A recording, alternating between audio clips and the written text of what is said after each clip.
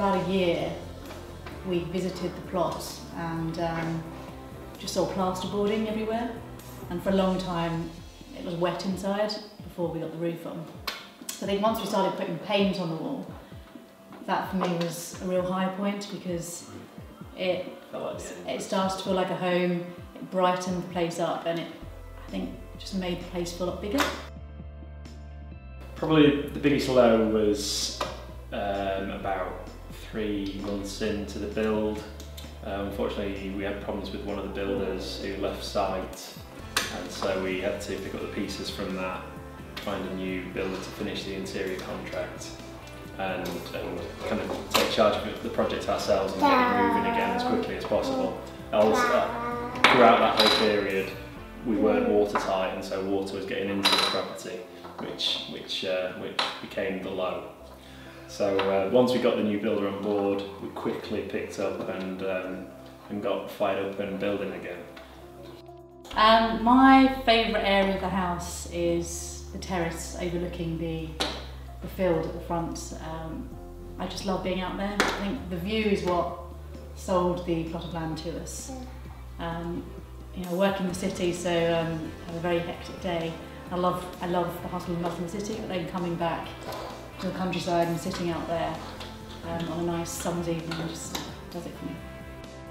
I would tell a future home builder to maybe add on about 8 months to the project timeline, and tell the architect that the budget is 30% lower than it really is, and then it might come in on budget. And also, I think seriously interview, you know, take some time deciding on the right builder.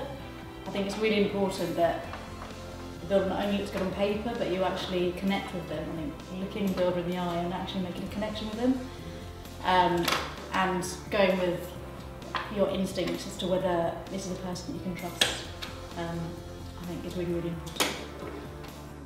A lot of the value in the property has come about through good architecture, and some of the detailing that's been applied through that process has really brought the house to life. And in fact, when we have guests stay, a lot of them do comment that the light quality in the building is so much better than their own properties, and it really makes a difference, that architectural influence on the property.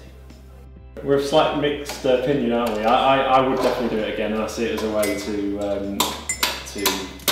move forward in the property market. I think Lisa's a bit more reserved, and it would have to be in the right situation.